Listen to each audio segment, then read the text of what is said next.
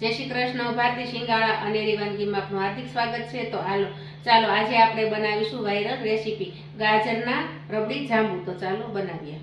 પ્રથમ આપણે પહેલા ગાજરનો ક્રશ કરીશું. તો જો આપણે 500 ગ્રામ ગાજર લીધા છે અને મેં ધોઈને છાલ કાઢીને નાના નાના પીસ કરી નાખ્યા છે. પછી 1 વાટકી મેં ખાંડ લીધી છે અને પોણી વાટકી મેં દૂધ લીધું છે. 3 મેં એલચી લીધી છે.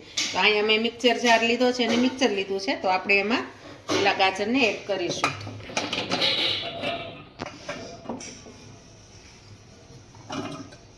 પેલા આપણે ગાજર એડ કર્યા છે.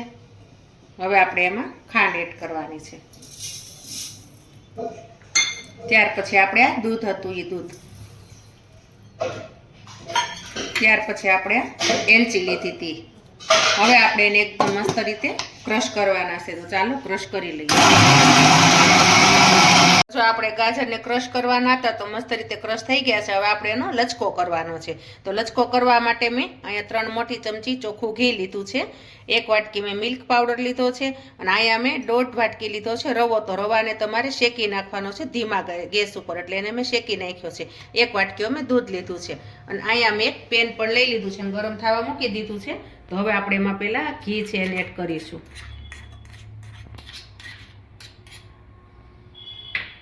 હવે આપણે એમાં ગાજરનો જે લચકો કર્યો તો એ આપણે એડ કરીશું.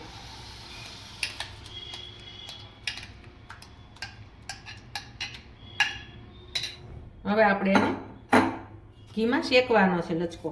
તો આપણે એને આ રીતે ધીમા ધીમે ચમચાથી હલાવશું અને મિક્સ કરશું એટલે શેકાવા મળશે. તો આને તમારે આ રીતે પહેલાં ઘીમાં શેકી લેવાનો છે. કારણ કે આમાં જે દૂધનો ભાગ અને ખાંડ નાખી હતી તો ખાંડનું પાણી પણ થયું હોય, તો ખાંડનું પાણી થયું હોય તો એ પાણીનો ભાગ, અને ગાજરમાં પણ થોડું ઘણું પાણી આવે છે, એટલે એ બધું પાણીનો ભાગ બળી જાય ત્યાં સુધી આપણે આને 2 થી 5 મિનિટ સુધી આ રીતે ઘીમાં શેકવાનો છે. તો ચાલો આપણે આને શેકી લઈએ. તો જો આપણે આને 2 થી 5 મિનિટ આ રીતે હલાવ્યું હતું ચમચાથી, તો પાણીનો બધો ભાગ છે એ બળી ગયો છે. તો હવે આપણે એમાં જે રવો લીધો તો એ આપણે એડ કરીશું. ત્યાર પછી આપણે મિલ્ક પાવડર લીધો હતો એ એડ કરીશું. ત્યાર પછી આપણે આ દૂધ લીધું હતું એ. હવે આપણે આ બધી વસ્તુને મિક્સ કરવાનું છે.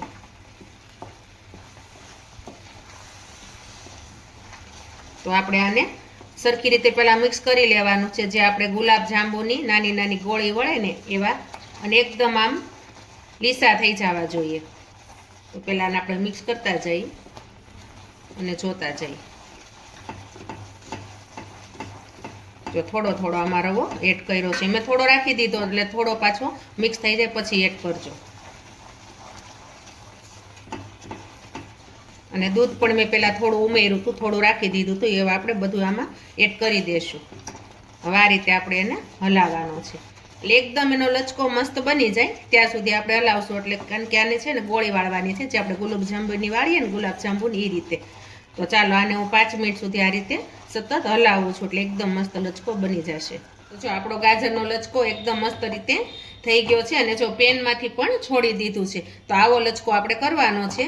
તો આ લચકો આપણો તૈયાર છે. તો હવે આપણે આ લચકાને 15 થી 20 મિનિટ સુધી ઠરવા રાખી દેવાનો છે. તો ચાલો આપણે આને હવે ઠરવા મૂકી દઈશું.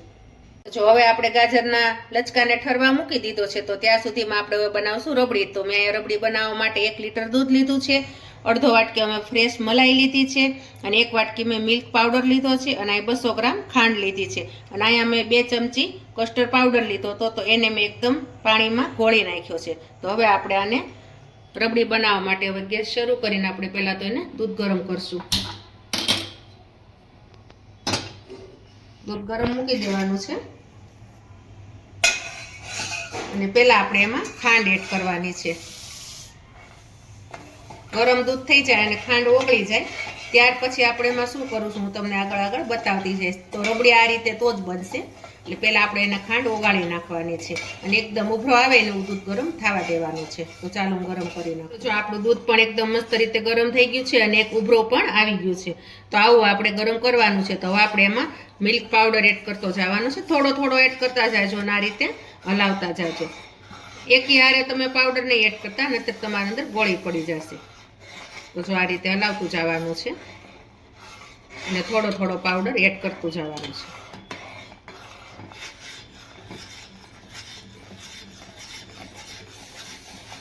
જો આ રીતે. હવે આને થોડીક સ્પીડમાં એકદમ હલાવવાનું છે, એટલે હું પાવડરમાં ગોળી ન પડે એટલા માટે. તો જો હવે આપણે આને પાવડર પણ નાખી દીધો છે. હવે આપણે જે મિલ્ક પાવડર આપણે લીધો હતો એ આપણે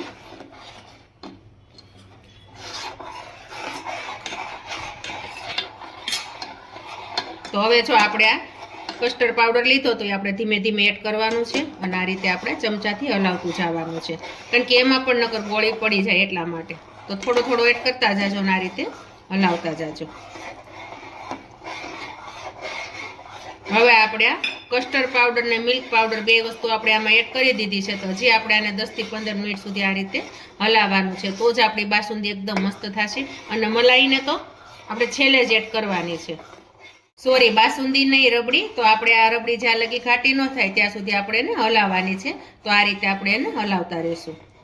તો જો આપણું અહીંયા બેટર ઠરી ગયું છે, તો આપણે આને મીડિયમ સાઇઝના જાંબુ વાળી દેવાના છે. જો આપણી રબડી બને છે ત્યાં સુધીમાં, તો રબડી પણ ત્યાં સુધી ધીમે ધીમે ગેસે બનતી રહેશે અને આપણું આ પણ કામ થઈ જશે. તો જો આપણે જે ગુલાબ જાંબુ આવે છે એવડી સાઇઝના જાંબુ બનાવવાના છે. પેલા આ રીતે કરજો, પછી 2 હથેળી વડે આ રીતે કરવાના છે, કારણ કે વચ્ચે એમાં તળ ન રહીને એ રીતે તમારે કરવાના છે. જો આ રીતે કરશો ને એટલે મસ્ત જાંબુ આપણા બની જશે. જો આવા બનાવવાના છે જાંબુ. આ રીતે પહેલાં મસળી નાખવાનો છે, એટલે છે ને એકદમ લીસો તમારે જાંબુ બનશે અને ઉપર શાઇનિંગ પણ આવી જશે.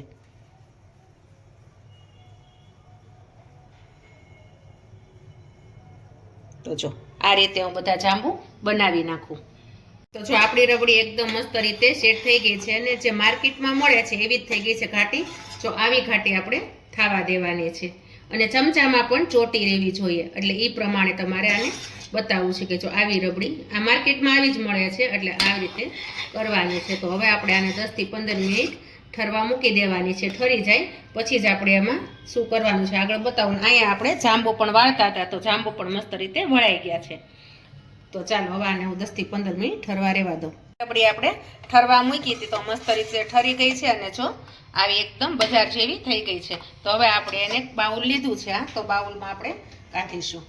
તો પહેલાં આપણે થોડી રબડીને કાઢવાની છે.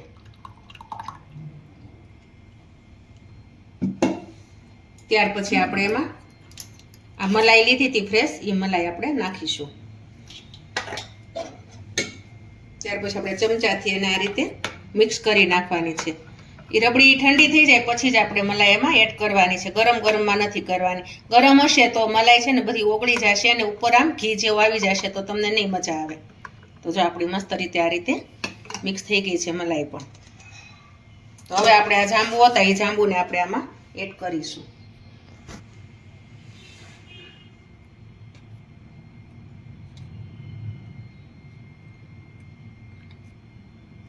તો જો આપણે જાંબુ પણ એમાં નાખી દીધા છે. હવે પાછી આપણે એની પર આ રીતે રબડીને આની પર નાખવાની છે, એટલે આ જાંબુ છે એ બધા રબડીની અંદર એકદમ મેશ થઈ જશે. હવે આપણે બીજા જાંબુ છે એ પાછો બીજો આમાં લહેર કરવાની એની ઉપર. આ કોઈ પણ આવ્યું હશે તમારે ત્યાં ગેસ્ટ, તો તમે આ રીતે બનાવશો તો બહુ મસ્ત લાગશે અને કંઈક નવું પણ લાગશે.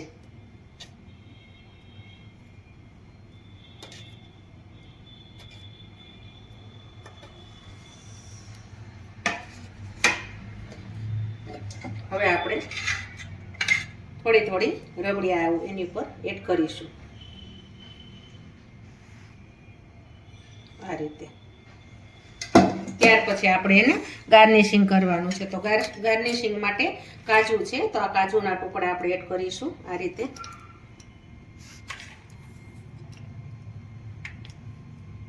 ત્યાર પછી બદામ છે, તો બદામને પણ એકદમ ઝીણી ઝીણી કતરી કરી નાખવાની છે. જો ખમણી હોય તો ખમણીમાં અથવા તમે છરીથી પણ કરી શકો છો. ત્યાર પછી આપણે પિસ્તા લીધા, તો પિસ્તાને પણ ઝીણા ઝીણા ખમણીમાં આપણે ખમણી નાખ્યા છે, એકદમ પતલી પતલી કતરી કરી નાખી છે. તો જો આપણે રબડી અને જાંબુ આપણા તૈયાર છે. આપણા ગાજરના રબડી જાંબુ તૈયાર છે. તો એકદમ મસ્ત બન્યા છે ને ટેસ્ટમાં પણ બેસ્ટ છે. તો અત્યારે શિયાળો છે તો ગાજર પણ બહુ મસ્ત મીઠા આવે છે. તો તમે જરૂરથી મારી રેસીપી ટ્રાય કરજો. વિડીયોને લાઈક કરજો, શેર કરજો, સબસ્ક્રાઇબ કરજો. જય શ્રી